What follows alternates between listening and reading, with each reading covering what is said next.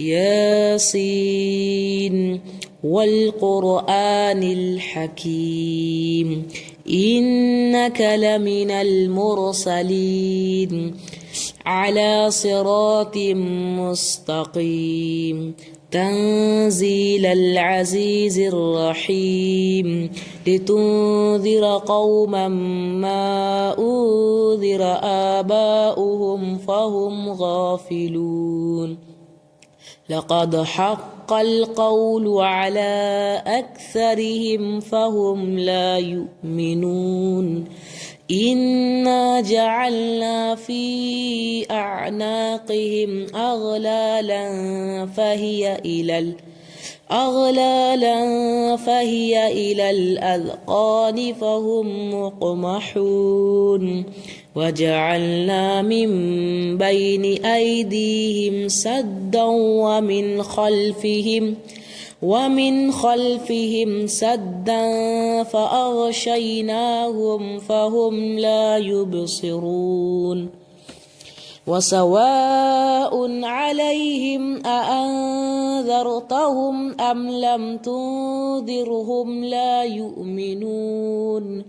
إنما تنذر من اتبع الذكر وخشي الرحمن بالغيب فبشره بمغفرة وأجر كريم إنا نحن نحيي الموتى ونكتب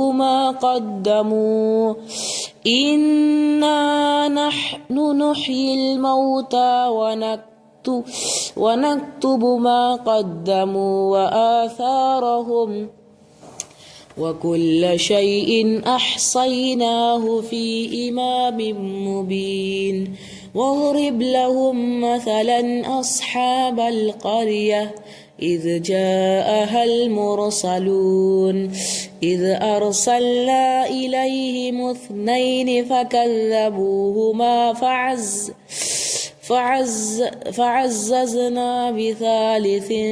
فقالوا إنا إليكم مرسلون قالوا ما أنتم إلا بشر مثلنا وما أنزل الرحمن من شيء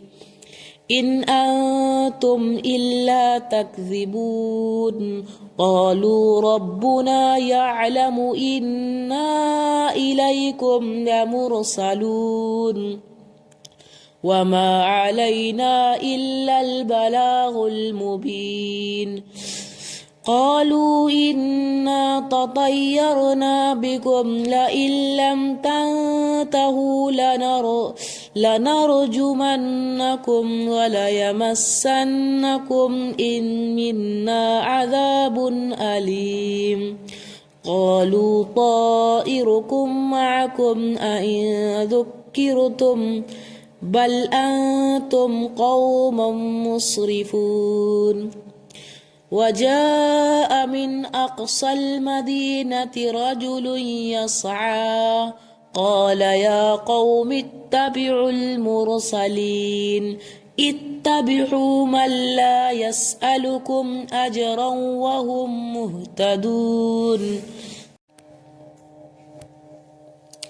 وما لي لا أعبد الذي فطرني وإليه ترجعون أأتخذ من دونه آلهة إن يردني الرحمن بضر لا تغن عني شفاءتهم شيئا ولا ينقذون إني إذا لفي ضلال مبين إني آمنت بربكم فاسمعون قيل ادخل الجنة قال يا ليت قومي يعلمون بما غفر لي ربي وجعلني من المكرمين وما أنزلنا على قومه من بعده من جند من السماء وما كنا منزلين إن كانت إلا صيحة واحدة فإذا هم خامدون يا حسرة على العباد ما يأتيهم من رسول إلا كانوا به يستهزئون ألم يروا كم أهلكنا قبلهم من القرون أنهم إليهم لا يرجعون وإن كل لما جميع لدينا محضرون وآية لهم الأرض الميتة أحييناها وأخرجنا منها حبا فمنه يأكلون وجعلنا فيها جنات من نخيل وأعناب وفجرنا فيها من العيون ليأكلوا من ثمره وما عملته أيديهم أفلا يشكرون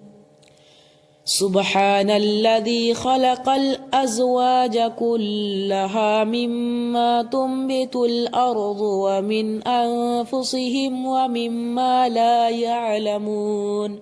وآية لهم الليل نسلخ منه النهار فإذا هم مظلمون صدق الله العظيم.